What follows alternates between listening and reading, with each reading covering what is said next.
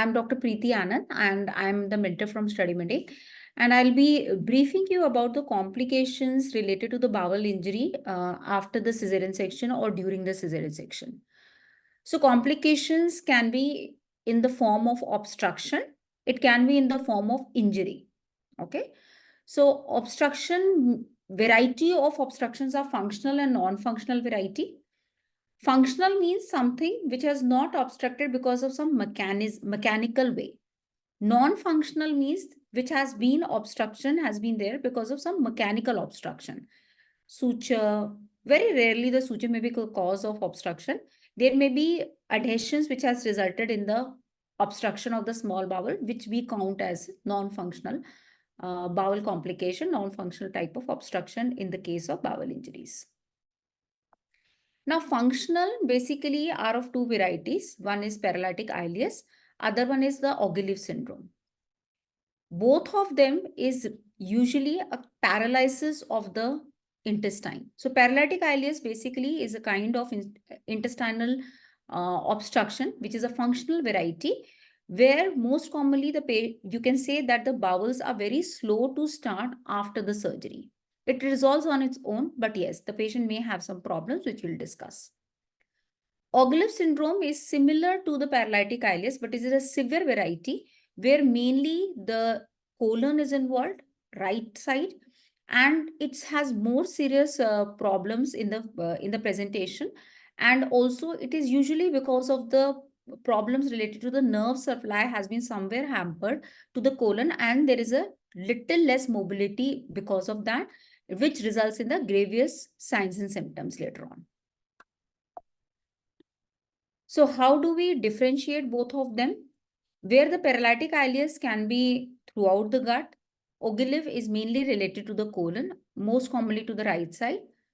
Bowel sounds, if you hear by the stethoscope, there will be always absent in paralytic ileus.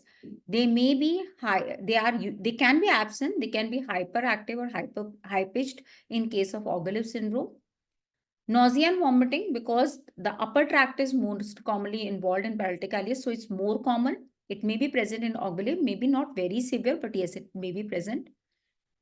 Passing of flatus and stool basically are almost absent in paralytic ileus. They are also little less, they may be present in Ogilev syndrome. In Ogilev syndrome, sometimes the stool may be normal, it may be associated with diarrhea, it may be complete obstipation. The second part is the mechanical obstruction. So mechanical obstruction is something which presents little later, few days or few weeks after the surgery, or even after the years after the surgery. The most common reason is bowel obstruction because of adhesions. Now, how do it present?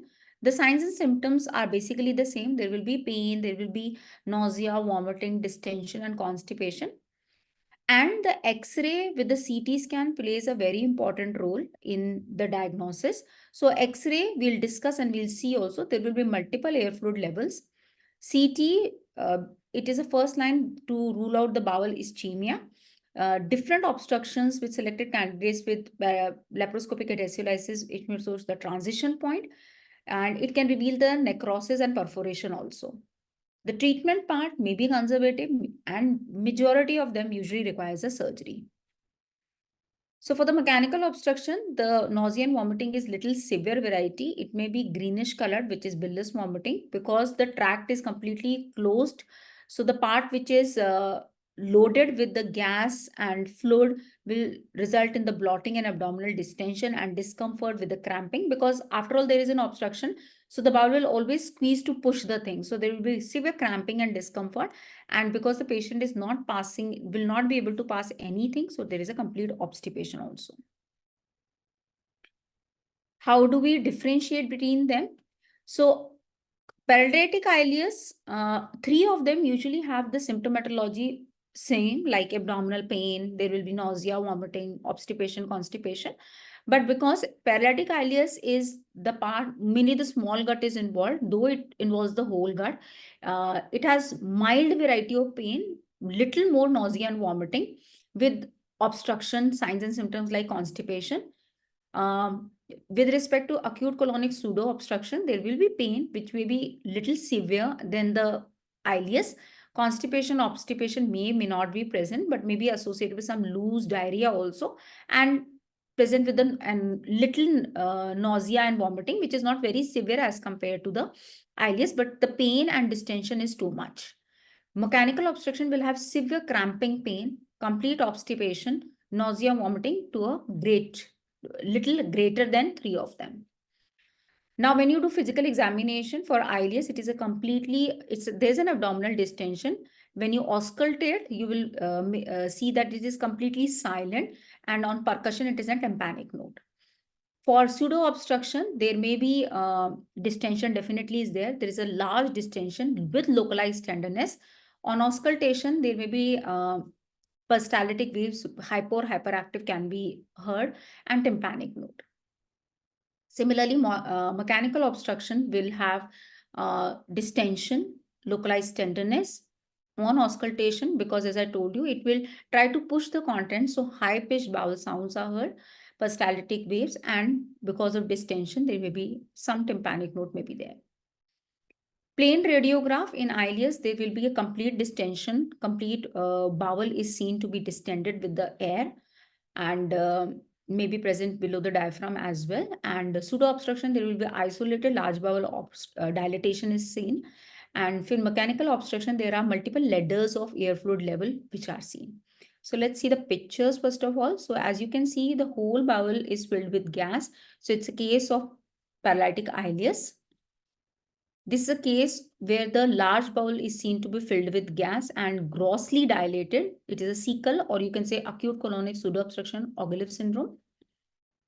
And when there is obstruction with the mechanical obstruction is there with the multiple air fluid levels like a step ladder variety. So it is a mechanical obstruction X-ray.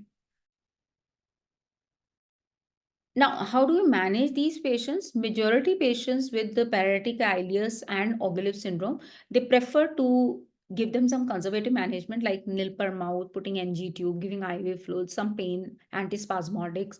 If they are not responding, then neostigmine IV can be used. Still, if they are not responding, rarely with paralytic ileus, they'll end up with the surgery, but most commonly, the patients will respond to the conservative management. Similarly, is with the Ogilev syndrome, they are managed with the conservative management, but in case if the dilatation is too much, that is more than 10 to 12 centimeters, and if the patient is not responding, they may require colonic decompression, they may require laparotomy also for the bowel resection. For obstruction patient, as I told you, the CT has a major role. X-ray and CT both have a major role. Even the CT will tell you about the partial or the complete obstruction. So if in case you may require some dye to see that, but if the partial obstruction is there, there are chances that conservative management can be helpful to these patients. But if there is a complete obstruction, then majority of the patients will require surgery as a therapeutic approach. Though you can try with a conservative management, but majority patients will require a surgical approach. Now, the other type of complications with regard to bowel during cesarean section is the injury part. So though it is a rare complication, but there may be because the patient has been operated and passed for some surgery. So the bowel loop may be adherent to the anterior abdominal wall. And this may, during the entry to peritoneal cavity, you may injure the bowel. After delivery, it may be injured during the closure. Thermal injury may be one of the risk factors because the cautery is used for coagulation, and patient may present 48 to 72 hours later with the bowel perforation secondary to the tissue necrosis. So any type of bowel injury, if present, it has to be addressed immediately, because if it is not recognized intraoperatively, later on the patient will present with the intra-abdominal sepsis. Few things you can do for prevention, like exteriorization of uterus, that allows the direct visualization of the posterior aspect of uterus and should be considered if there are significant extensions present, adhesions present. If it is diagnosed intraoperatively, it is very important to call a surgeon and get it repaired immediately. The suture depends upon what the surgeon wants. Primary repair should be attempted specifically for all the type of bowel injuries. In case if it is not recognized, the patient may present with the sepsis. may take specifically when there is a thermal injury, they present after few days of the surgery. CT may have a very big role here. It will show extraluminal fluid, air, although they may also be normal findings in the immediate postoperative period. Distended loops of bowel, evidence of inflammation, abscess formation, particularly extra excavation of the oral contrast material. They are more suggestive of gastrointestinal perforation. Reoperating in the presence of peritonitis is much more likely to require colostomy than if the injuries are identified at the time of primary surgery. So this gives us the importance of the intraoperative repair if it is diagnosed immediately during the surgery. So this is all from my side. I hope this complications of the bowel after during section, it gives you a little idea about how to diagnose the case and how to manage the case. And I hope this helps everybody. So thank you so much. And if there are any queries, I'm always there with the StudyMEDIC platform, on the StudyMEDIC platform. You can ask me anytime. Thank you so much and have a nice day.